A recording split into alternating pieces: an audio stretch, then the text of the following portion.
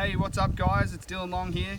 I reckon I've been asked probably about 1,000,000 times on how to whip, so I thought I'd come out today, do a little video and teach you guys step by step how to throw a big one. Meow!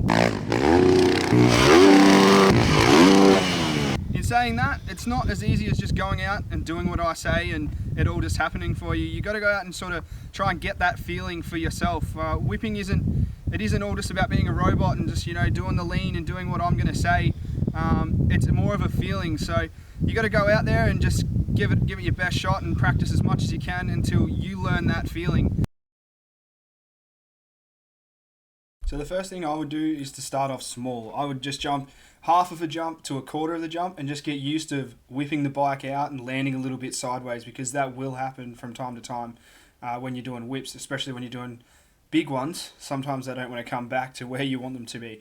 So yeah, I would start off small, get you a little bit of a lean off the side of your bike happening, and just get a little bit longer on the jump until you eventually start jumping the whole thing.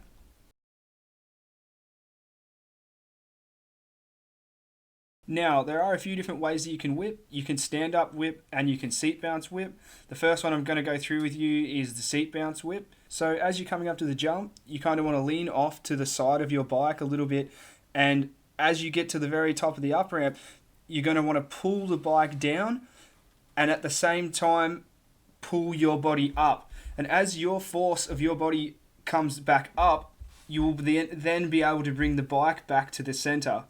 So it's kind of all works in together. But yeah, so you'll lean off to the side, pull the bike down, as well as pull yourself up. And as soon as you're up and you're pretty much straight, then you will pull the bike back to the center. The longer the jump just means the longer time between each actions. You still want to go up the up ramp leaning off the side of your bike, but then you'll just keep leaning for a little bit longer, then pull the bike down and then pull it back up. So lean off the side of the bike, pull it down, and then try to bring your body forward, which will then help get the whip back straight. A stand-up whip is pretty much the same. You still want to lean off the side of your bike, but you can flick it around with your legs. So you'll still lean off the side of the bike as you go up the up ramp, still do the pull down and pull your body up, but as you're doing that, you can sort of kick out and push your rear end around with your legs.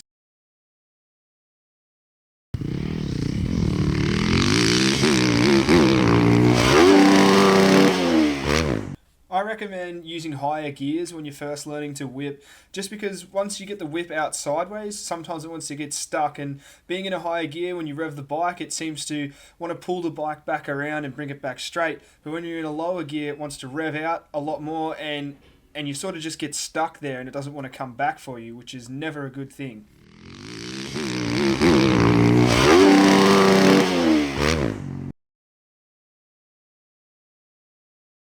Now, I can't stress this one enough. Speed is almost everything to do with your whip. You want to come up to the jump as slow as you pretty much can and throttle on all the way up the up ramp until you're off the up ramp. The faster you come in and the less throttle you use on the up ramp, it hinders the performance of your whip and really makes you struggle. So if you're someone out there who can whip not too bad, but they're not as big as you would like them to be, slow yourself down before you get to the jump, and then throttle on all the way off the up ramp to make it big. That is kind of a bit more for the advanced people. Wouldn't do that to start with. I'd probably have a nice smooth throttle all the way off the up ramp, not wrapping it on. But for people who want to do a really big whip, you've got to throttle it hard all the way off the up ramp and commit.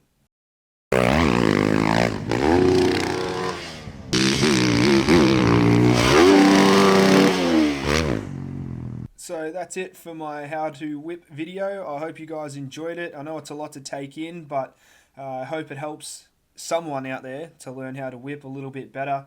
I don't know if I'm very good at explaining things, but hopefully that come across pretty good. So make sure you subscribe to my channel, and I'll be pumping out a heap more videos like this, and hopefully I can teach you how to do more things on the dirt bikes. Cheers.